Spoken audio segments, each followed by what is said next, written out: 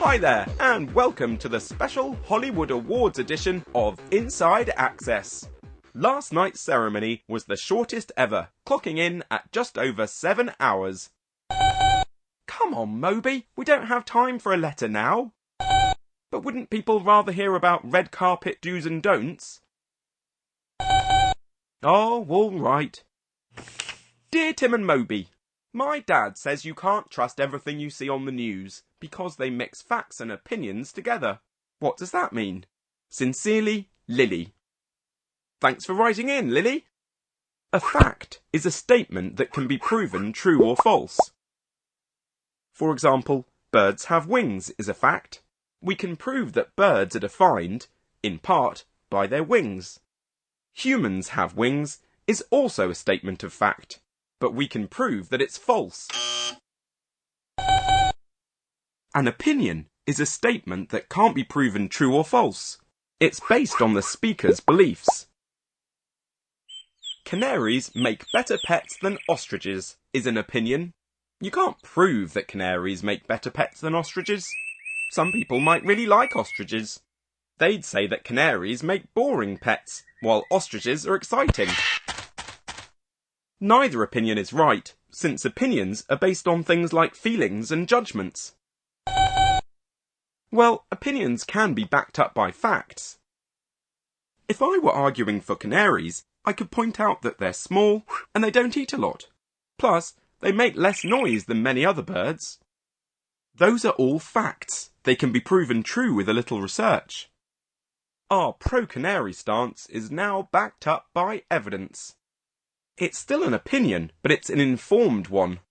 Words like best, worst, always and never should be big red flags that you're hearing an opinion. I said Kate Bliss gave the best performance and deserved to win the award. Those statements can't be proven to be true or false. On the other hand, nobody can argue that the ceremony took place last night. Get it? Oh, I see what you mean. I said Kate Bliss won an award for her stunning performance. It's a fact that she won the award, but whether or not her performance was stunning is an opinion. That's an example of bias, slanting the facts to reflect an opinion. It's something you have to watch out for in all forms of media, not just the Hollywood news. Well, imagine you had to write an article about your school's new dress code. If you opposed the policy, you might say it attacks blue jeans and violates students' right to wear what they choose. You could also include interviews with kids who disagree with the policy. But if you supported it, you might say the policy encourages students to dress neatly and creates an orderly environment. You might leave out those interviews with angry kids and add a chat with the head teacher. Both articles would be factual, but still reflect the writer's opinion. Well, it's not always done on purpose. In fact, it's sometimes unavoidable. A textbook can show bias simply by focusing on some topics and not others. Even a scientific study can subtly reflect the author. Understanding the news used to be simpler. Newspapers, radio, and TV usually made a clear distinction between objective fact that can be proven and opinion crafted by their writers and producers. They used terms like editorial, op-ed, and commentary to distinguish opinionated content from more objective reporting. But over the years, the internet has helped blur the line between fact and opinion in the media. Now there are virtually limitless sources creating content online, and terms like editorial and op-ed have all but faded away. There's also no vetting process or authority that requires anyone to mention if their online content is fact or opinion. Just to be clear, opinions are not inherently bad things when it comes to reporting the news. They can provide new context or a different perspective. Opinions have also played an influential part in history, such as when news anchor Walter Cronkite shared his personal views on the Vietnam War in 1968.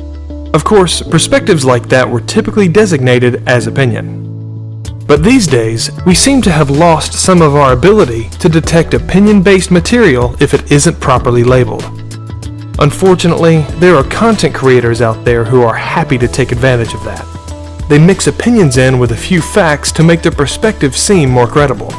This helps fire up your emotions and keep you engaged with their content. At this point, you may be thinking that you could tell the difference between fact and opinion. Well, it may be harder than it looks. A Pew Research study created 5 factual statements and 5 opinion statements, and then asked people to identify which was which. Out of 5,000 adults, only 35% correctly identified all 5 opinion statements, while only 26% identified all of the factual statements. That means the vast majority either saw facts as opinions or accepted opinions as fact. Misinterpretations like these could easily lead to confusion and difficulty in discussing the news with others. The study also found that people were more likely to view an opinion as fact if that opinion matched their existing beliefs. The blur between fact and opinion likely won't get better anytime soon, so it's up to us to spot the difference. For instance, watch out for statements that may seem factual, but are actually opinions that favor a certain perspective. And while you may still find terms like editorial every now and then, don't rely on them to help you distinguish fact from opinion. Finally, avoid news sources that care more about stoking your anger and fears over reporting objective news.